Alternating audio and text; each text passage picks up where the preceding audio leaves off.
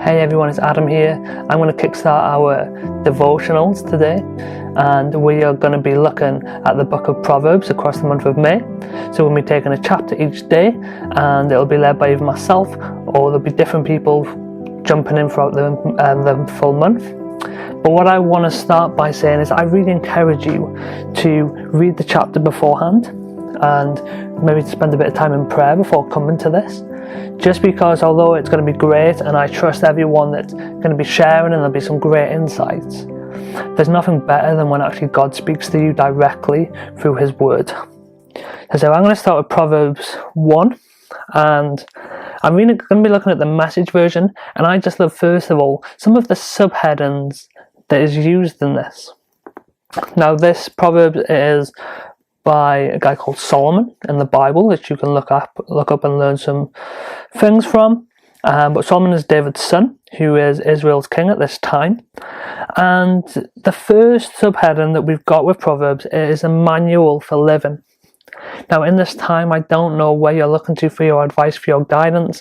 Maybe you're looking at it from the news, maybe you're looking at it from loved ones, but actually this book, we have a manual for living. You know, all the answers that we need are in here. So I seriously encourage you to turn to this.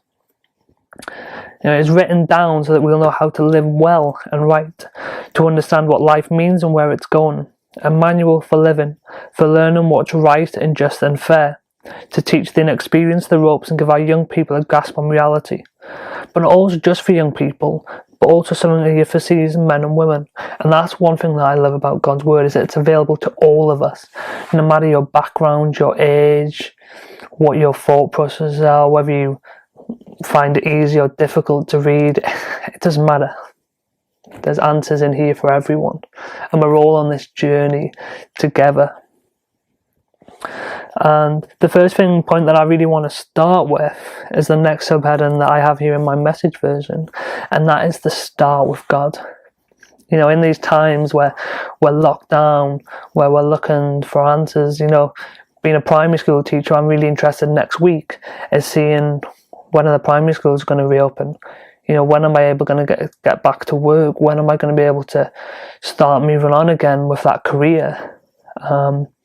You know, I'm looking at when am I going to be able to see my loved ones. You know, my granddad's currently, bless him, is totally isolated, and I'm thinking, when am I next going to be able to see him face to face? You know, he's not the best with technology, so trying to FaceTime is just out the window. But when am I going to be able to talk to him face to face again? And all these sorts of questions that I'm looking for. And we all have questions that we're looking for in life, whether we're choosing to be a Christian, whether we're choosing to follow God or not. We all have questions. And I would say that the answers are right here, that if we start with God. And it says in here, in the version that I'm reading, start with God. The first step in learning is bowing down to God. You know, that's where we need to start. We need to bow down and say, God, look, I need you. I need your help. I need your guidance. You know, in the rest of the Proverbs, it gives two examples. One, which is a warning against the invitation of sinful men, which is, again, it's just another kind of subheading that's being used. But basically what it talks about is how you're going to have people that are going to try and guide you through life. They're going to tell you this is the best option, this is what's best to do for your money, this is what's best to do for your time. You know, if you do this sort of schedule, this is how you can be productive. If you get this sort of job, this is how much money you're going to earn. Whereas actually we need to choose to, one, start with God, but also make sure that we surround our people that are also starting themselves with God.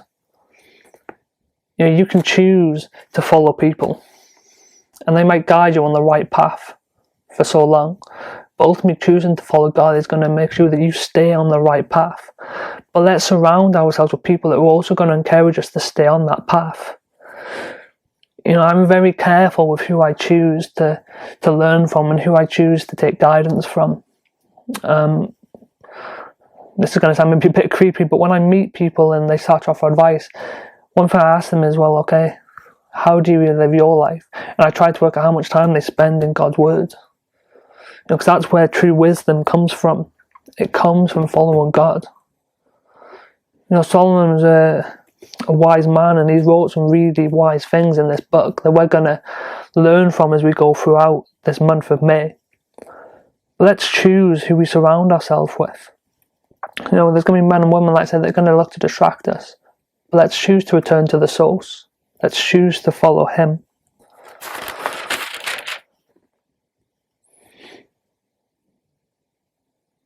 I said in this first chapter, it gives us two insights. One, an invitation kind of from men. And then two, what happens when we don't choose that? When we don't choose to accept that our wisdom comes from God. That actually, there's a penalty to pay. There's a consequence when we go against him. And I'm not going to go into that too much, but sometimes we wonder, why are all these bad things happening to me? Why is everything going to pot? Well, actually, are you rooted to the source of life? Are you rooted to God?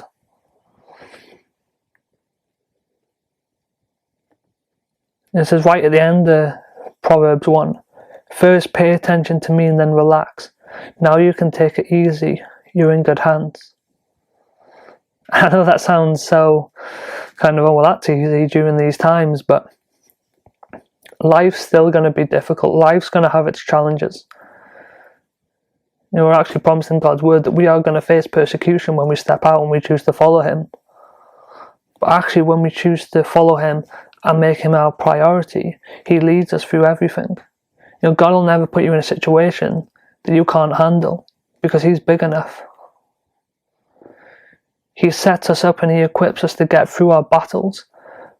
But that only happens when we choose to follow him from the get-go. When we choose to say, God, look, I'm going through the situation, help me. Give me what I need to get through that. May I always look to you in these circumstances and in these challenges. Some of you might know my background about how I got into teaching, but basically I did a PGCE course. And it's a hard course to begin with, but I persevered through it. But I couldn't have got through it without God. I had some serious health conditions with fibromyalgia, and I had to trust God through that health process. And then I got through to a difficulty finding a placement, and I battled with it. I was taking advice from a range of sources, and I remember praying just towards kind of the end, saying, God, look, I choose to follow you, and I entrust that you have the right placement for me, but you need to help me, you need to guide me, show me a way of how I'm going to get through this. A couple of days after that, I decided I was going to actually go in for a meeting, and I was seriously debating about pulling out of the course. So I kind of wrote a letter down. I took that with me to meet my tutor, and my full intention going into this meeting was to resign from the course. And as I was going into this meeting, I said, God, look, your will be done in this meeting. Whatever you want to happen, let it happen. This is where I feel like I'm being called, but ultimately, if I've got it wrong, I'm going to trust you. So as I went into this meeting, I handed in the form. And my tutor asked me, have you checked your emails? And at that point, I kind of hadn't checked them. So you've got a placement. In that moment where I was about to resign, God had a different plan. God had a different purpose. I got my placement. It was a great placement in a great local school that allowed me to grow and to develop in a number of areas. And that was fabulous. I fully believe that happened because I allowed God to take control. God, I'm choosing to follow your path. And even since then, I've gone through an awful lot of different journeys. But as I've chose to spend more time in his word, as I've chose to follow him more, as I've chose to put him first and start with God, like it says here in chapter 1, he's guided and directed me onto the path where I need to go. So I really encourage you to choose to follow him. You would tune in to these devotionals every day. They're going to be uploaded around about 7:30 p.m. And some of you are probably thinking, well, why that late? I know a lot of churches doing their devotionals early in the morning, so I've chosen to kind of do it a bit later on. Maybe it's a bit of time after kind of you've put little ones, kids to sleep. Actually, it's a good place to have some devotion at the beginning, devotion at the end. Start and begin your day with God in his word. End your day with God and in his word. So I hope that's encouraged you. Be blessed. I hope you enjoy this full devotional series. I said, get involved with it. Drop comments, message us if you have any questions, if you want to know more. It's what we're here for. But be blessed. As I tune in tomorrow, 7:30 for our next installment. We'll see you then.